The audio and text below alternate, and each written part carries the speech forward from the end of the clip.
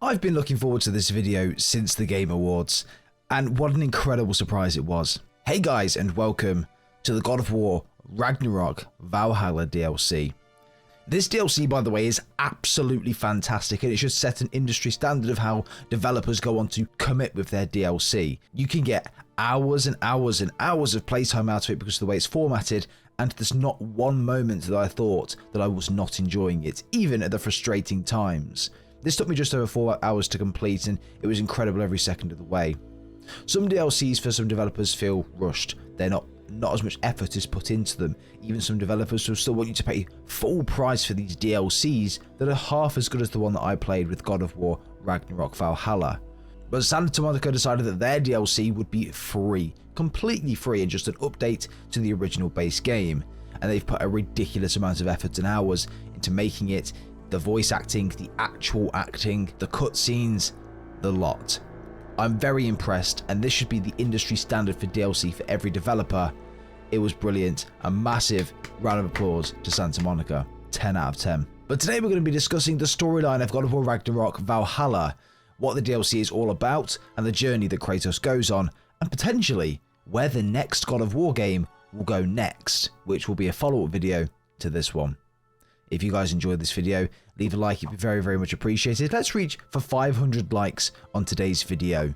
And why not subscribe to the channel as well for more God of War videos as well. I'll put a playlist link down below for all of my God of War videos when the Ragnarok did come out. So there's probably like 30 or 40 of them going into different whys and hows of the story, the lore, etc.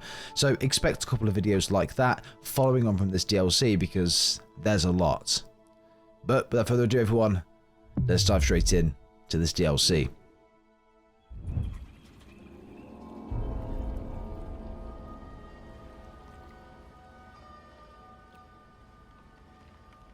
God, this looks so good.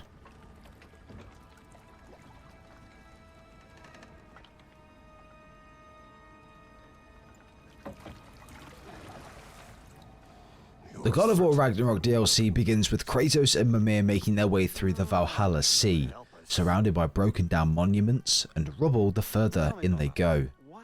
Mimir, however, has been here before, but remembers very little of this place. Well, anything that would be of help to Kratos anyway.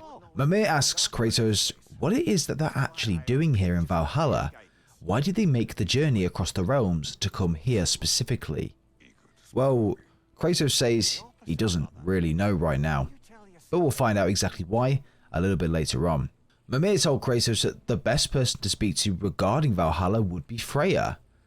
Odin always kept Mimir in the dark about this place, and well, Freya knows this place like the back of her hand, along with her Valkyrie sisters. However, Kratos mentioned that Freya doesn't seem eager to speak with him. What happened from the ending of Ragnarok till now? Kratos steers the boat to a nearby shore, and suddenly, something begins to happen.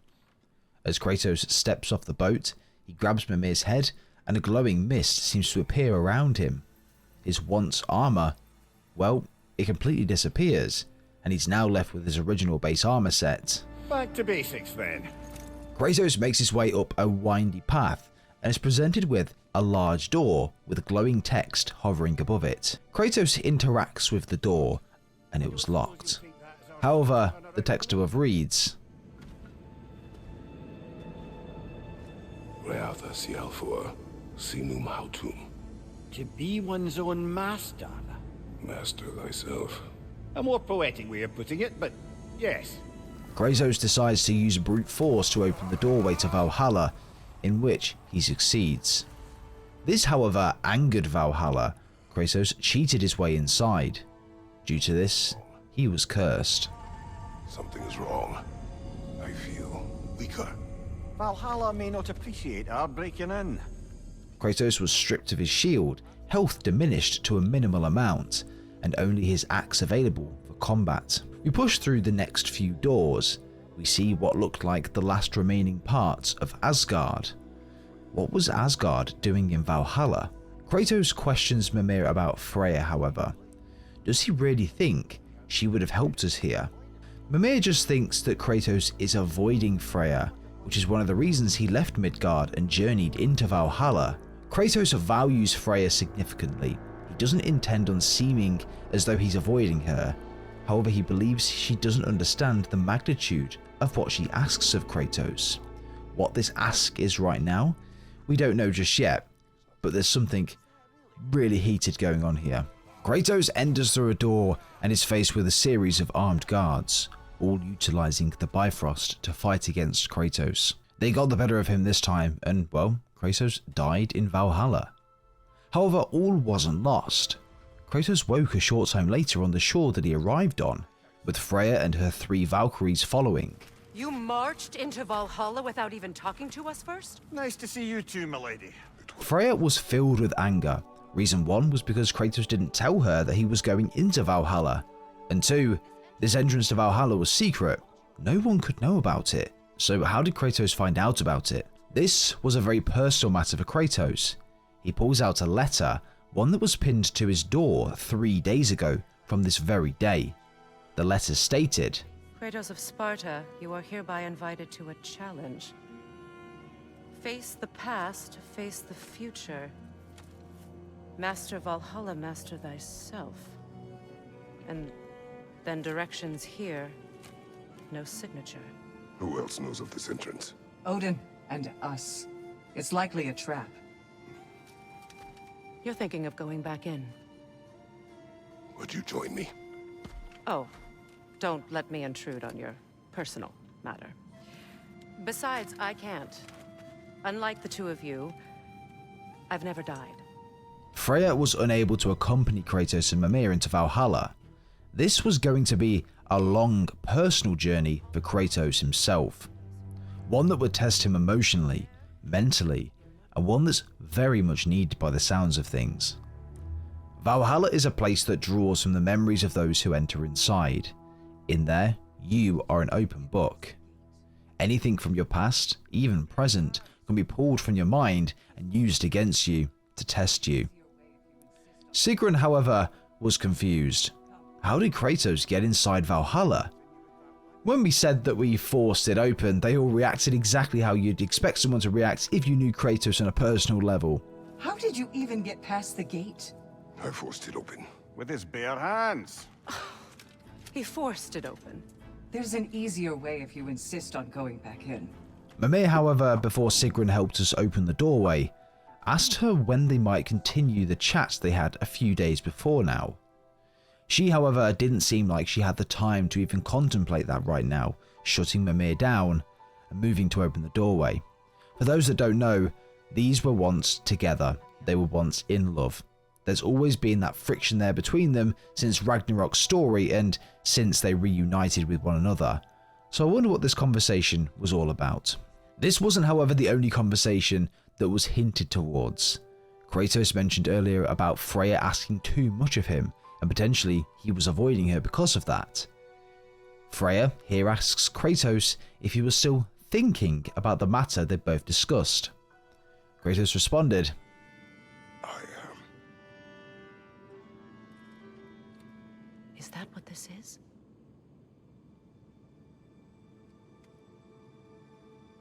Guess I'll let you think, then. It now made more sense to Freya. This Valhalla is exactly what Kratos needed to make his decision. Sigrun, Gunnar and Air started the ritual, opening the gateway to Valhalla. Kratos steps inside and the journey begins. Because Kratos entered correctly this time, there was no curse and he was fully equipped to carry on with his journey with a shield and his 3 weapons. As we move through the doors again, what Mimir thought was Asgard isn't a piece of Asgard at all. It was only bits taken from Kratos' memory of Asgard.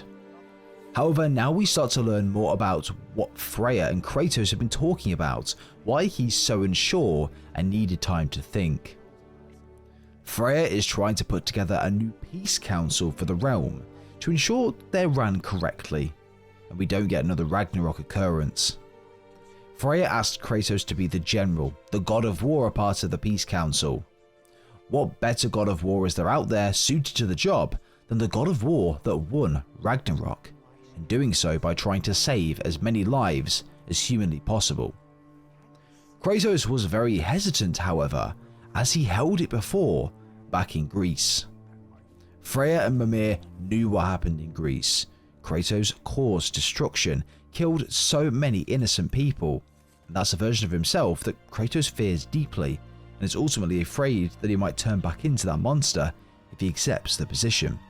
Kratos needs to be at peace with himself before he gives Freya a yes or a no answer. And that's what the journey is all about in Valhalla.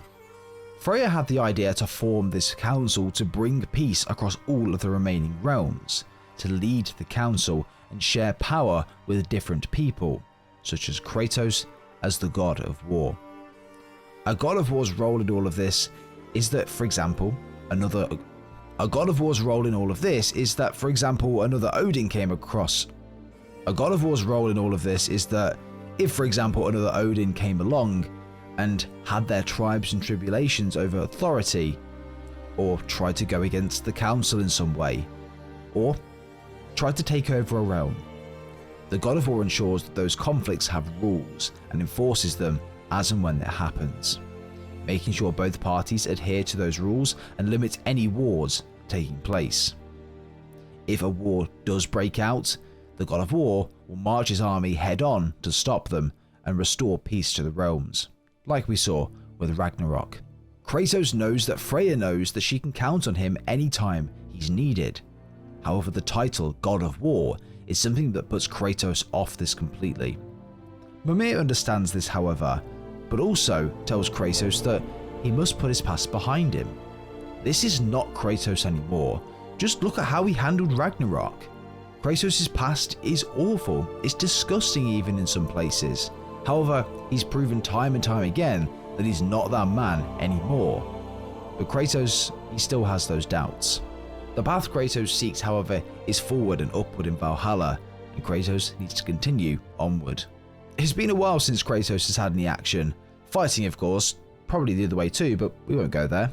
But combat is definitely a way to get Kratos' mind off of things.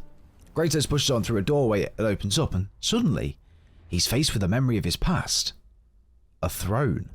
What is this? You recognize your old seat, don't you? Kratos. I have not forgotten the debt I owe you. In the background, however, a voice, followed by a piercing headache, that sends Kratos back to the shores of Valhalla, with Freya and Sigrun asking if he was done here. Valhalla works in mysterious ways. It will restore you after an honourable death in combat. However, anything beyond that, it makes its own rules. If you die by falling off the side of one of your memories, you are dead for good. However, our journey here is far from over. Kratos makes his way back inside the doorway of Valhalla to find out more about why he's here and who invited him here. This place works the same, however. Every time you're put back on the shores outside the gates, you're required to redo every step that you've taken, every single time, learning more about yourself each time you do it. Each time you unlock a new part of the story, a new tale, a new memory along the way. This will help us understand who brought us here. Valhalla, however, was different this time. Since unlocking that memory of the throne, everything has changed significantly. The fog completely cleared, and two huge figures, both from ancient Greece, holding a chain below a floating mountain appeared in the distance, along with all of the interconnecting islands around the place. Kratos recognized these two straight away. They're judges of the underworld from his homeland. Souls they deemed righteous were granted entrance into the Elysian Fields, which is essentially the Greek equivalent of the afterlife. However, those deemed wicked were cast into Tartarus, the infernal regions of ancient Greece. Why has Kratos manifested them here?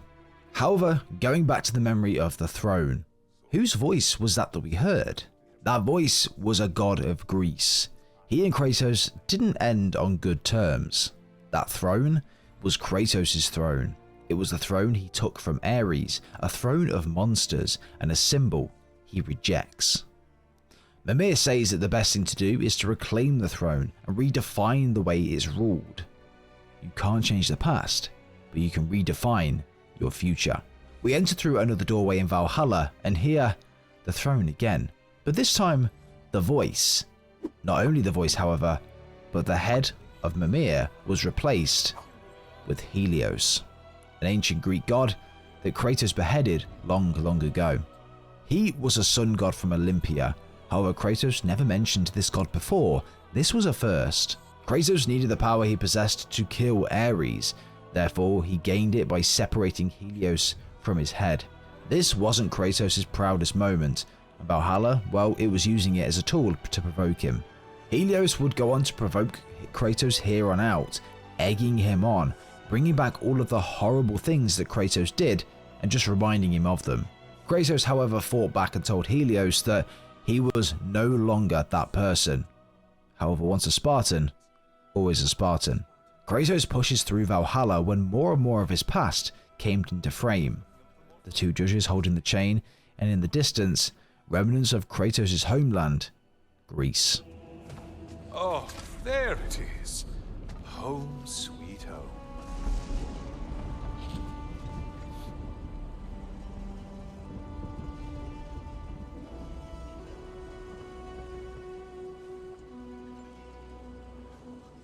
Kratos makes his way across the platform and enters inside another doorway. This time it took him to another familiar place, a place called the Chamber of Sacrifice. Kratos let an ancient soldier burn to a crisp as a sacrifice long, long ago, just so that he could progress into the following room. This is Valhalla playing tricks on him, reminding him of what he was. However, we need a sacrifice to move to the next room. So Kratos places Helios' head in the cage and turns the lever to sacrifice him. However, just as we turn our back listening to Helios yabber on, You haven't changed one solitary... Brother? What am I doing in here? Mimir. Mimir. Helios was no longer in this container, this cage. It was now Mimir. Valhalla was playing tricks on us. Kratos did all he could to force open the metal cage, narrowly escaping Mimir being burnt alive to a crisp, dying because of this action.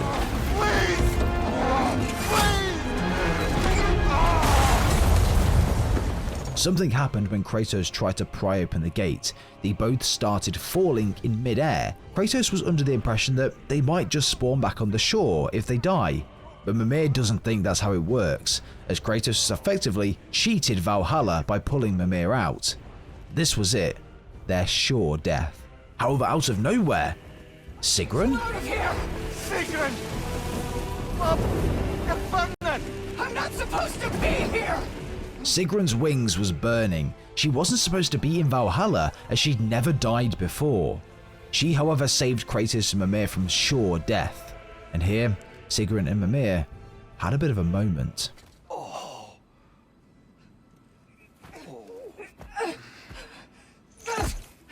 Mimir! Oh no!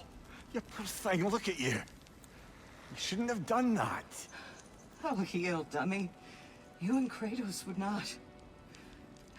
But you're safe now. Sigrun, I'm sorry. I've been so foolish, son. Later, love. I need a moment. Mimir apologizing for what he'd done, for being foolish.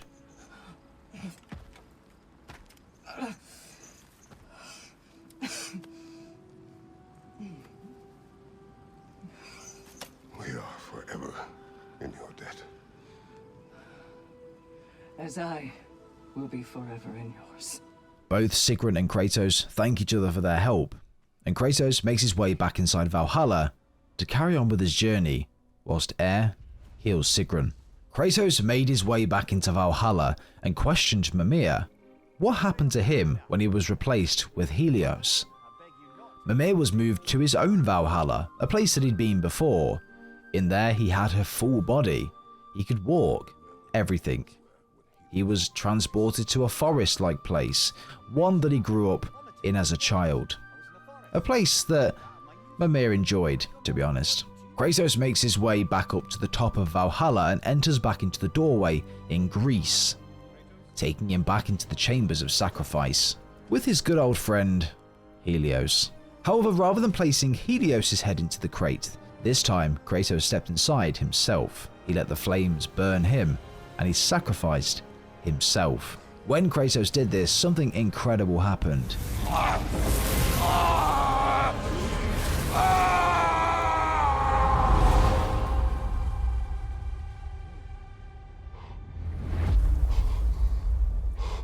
He was teleported to an arena of some sort, one at the very, very top of Valhalla, and Mimir was there too.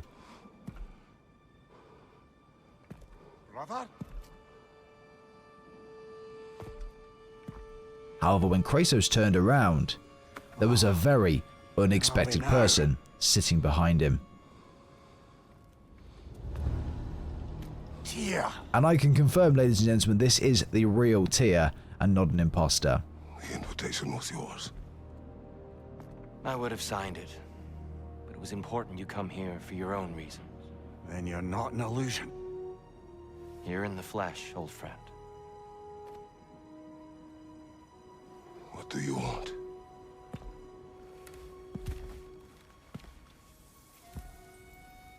Tyr was the reason Kratos was here. That letter pinned to Kratos' door, well, that was from Tyr. Tyr knew what Kratos was wrestling with, what he was going through. He knows his pain, and he knows his dilemma. Tyr was the original god of war, in which the giants foreseen and would draw on their murals predicting in time that he would lead them through Ragnarok. Tyr was the god of war that would lead the giants and the different people of the realms in Ragnarok, and that was foreseen on the shrines and also the murals that the giants painted. And he did so way back during the reign of Odin, when Odin was hunting the giants. Tyr knows this pain all too well, the shame, the doubt. Tyr said that lifetimes ago he had the exact same dilemma. When he came to Valhalla and stepped through that door, all became clear. Valhalla was a necessary step in understanding his role in all of this, the greater good, understanding why he needed to become the god of war, and how he learned to deal with that. Tyr brought Kratos here because he knew he was going through the same thing. Freya asked him to be the god of war, and he was humming and ahhing about doing it because of his past. He knew what he was battling with in his head because Tyr did the same thing. So he wanted to help him prepare for what was beyond the doorway in this arena, when eventually he steps through. To do this, however, we need to fight and battle with Tyr to show him that we're ready. This was so unexpected, but so damn cool. I love this twist. We eventually best Tyr in combat, this time anyway, and he yields. Perhaps Kratos was ready to enter the doorway, so Kratos opens it and tries. However, when he does, his head, it begins to pain, no longer being able to take it anymore. He wasn't ready for what lay ahead. But Tyr was determined to help.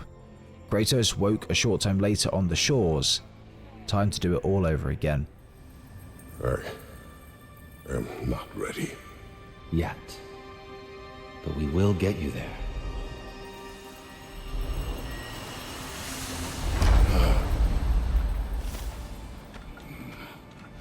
Kratos walked through the doorway and found himself inside of a room, looking above an altar with a floating orange stone right in front of him.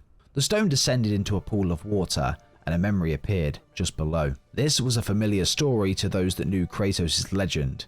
This was the day he sold his soul to a god of war, Ares. Kratos was the youngest Spartan captain in the army. He gained a reputation for his skills in combat, his command on the battlefield, but also his aggression. He was determined to never lose, and until that day, he never had. His men were fiercely loyal, however there just were not enough of them that day to win the battle.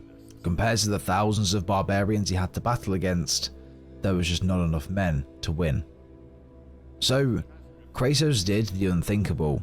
He pledged his soul to Ares. He gave him the blades on his back, but the cost of doing so would go on to haunt Kratos forever. The amount of people lost was described as grains of sand on a beach.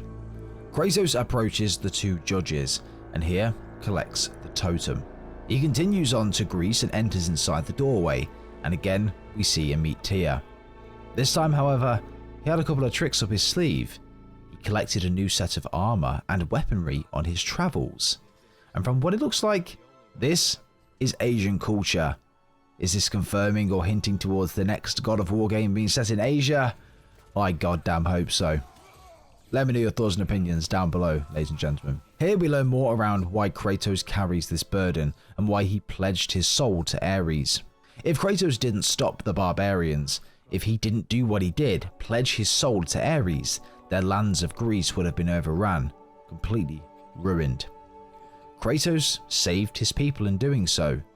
He acted based on what he knew then and not what was to come. Yes, the outcome of things were catastrophic in the long run, and pledging his soul to Ares was definitely not the best thing to do.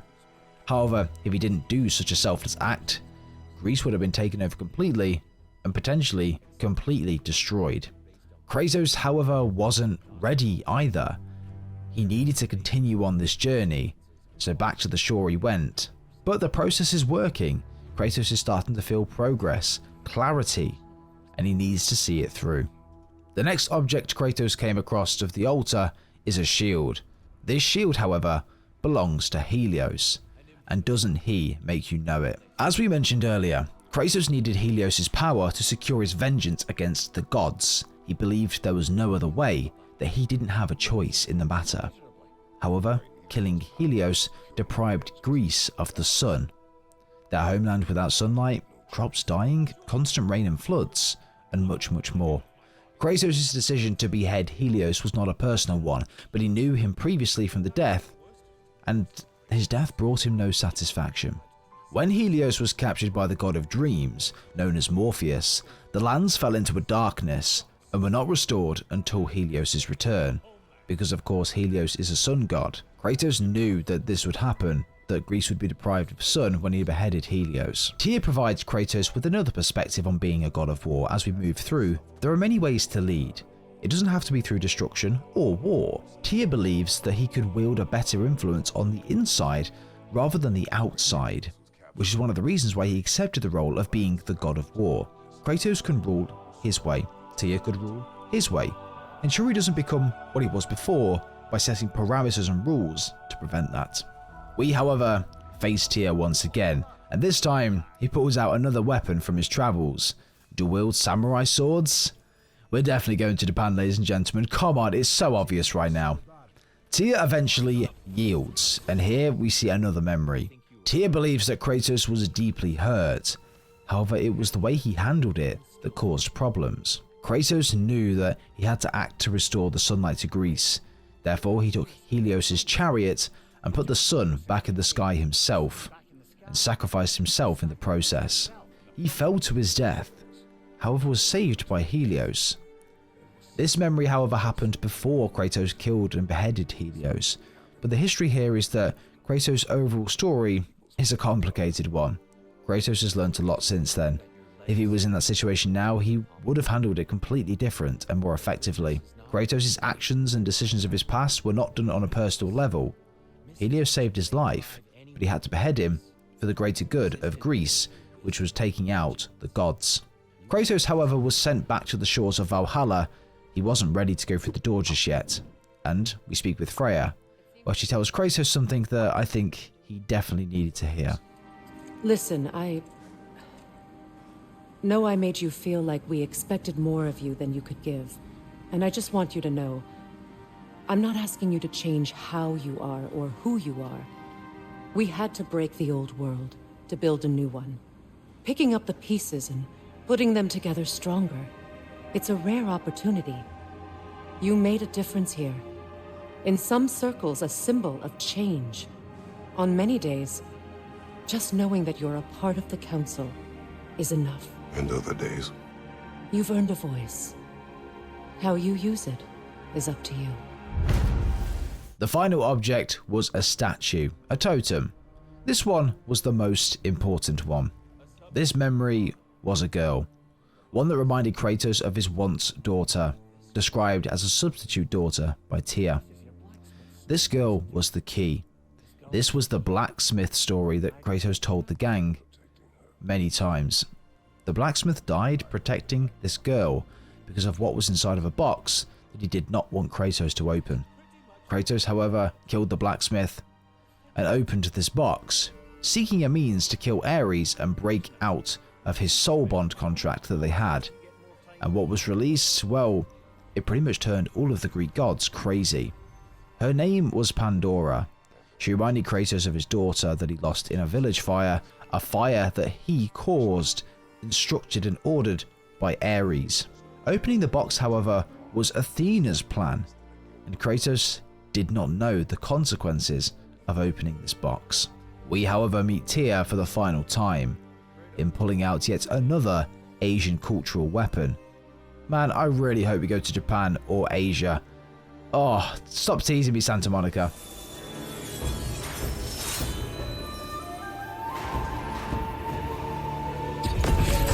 Tyr finally yields. This battle, by the way, took me 3 attempts, and it really was testing my patience. And well, an altar appears in the center. When the evils of the box were purged, what remained was hope, which you chose to release back to the world. Yes. After everything, you came back full circle to sacrificing yourself. My death would have been just, but it was not to be. Yes, you lived, and hope still lived inside you, from that day to this one. One might say you brought hope back to these realms after a long slumber. Box or no box, Kratos, hope and fear and love and hate exist in every one of us. The question is, which will you choose to let guide your actions? Each choice we make shapes our world. I see the truth of it. And I believe I am ready to walk through that door. excellent. However, Kratos was ready. He was ready to open the door and approach what was on the other side. When Kratos entered, he saw the throne. He saw himself all those years ago. What can I say to you? I remember how it felt to take that throne. All that it meant. And all that it did not. A god of war. A god of pain. Of suffering. Of destruction. And the one said I chase redemption that I know I can never deserve. What does that make me? God of fools. A god of...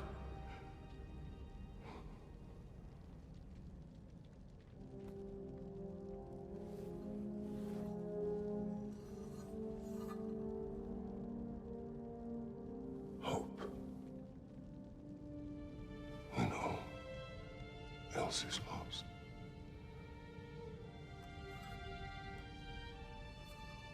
You lost everything. And everyone. You became... There is no forgiving you. You chose!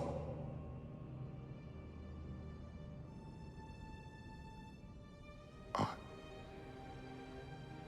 chose.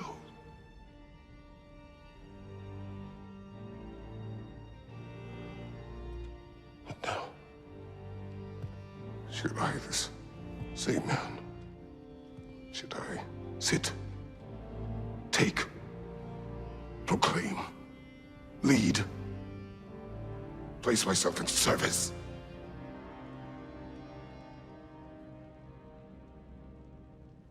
In service? Should I lose everything and everyone? There's to be enough left inside so that I do not become you.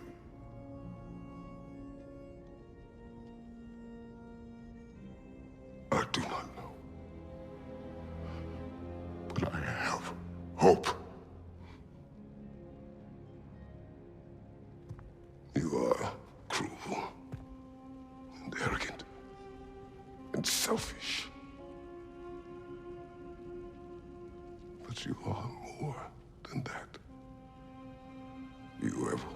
always been more than what others saw.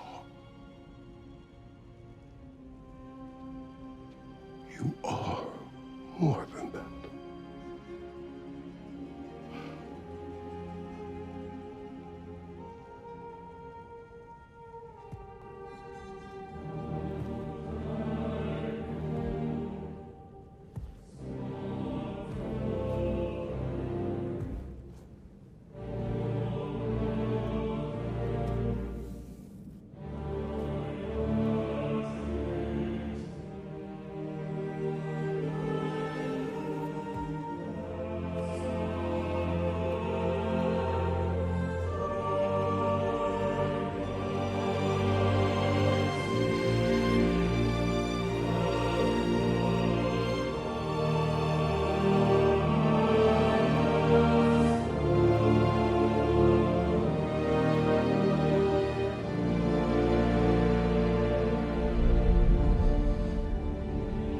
Well, looks like I missed everything.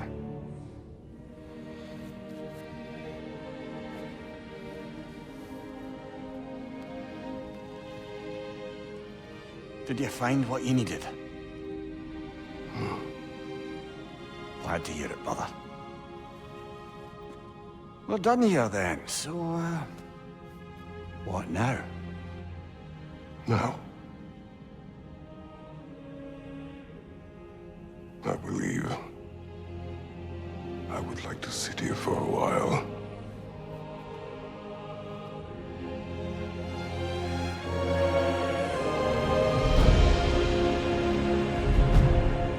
Kratos finally understood. He was finally at peace with his past, and at peace with his present. He was more than just a war general. He was exactly who he's always wanted to be. He was a true God of War.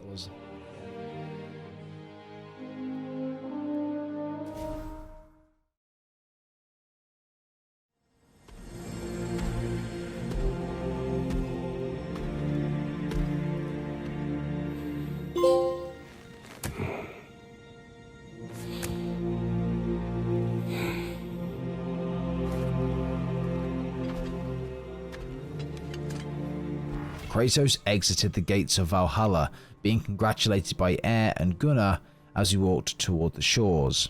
Stood there, of course, was Sigrun and Freya.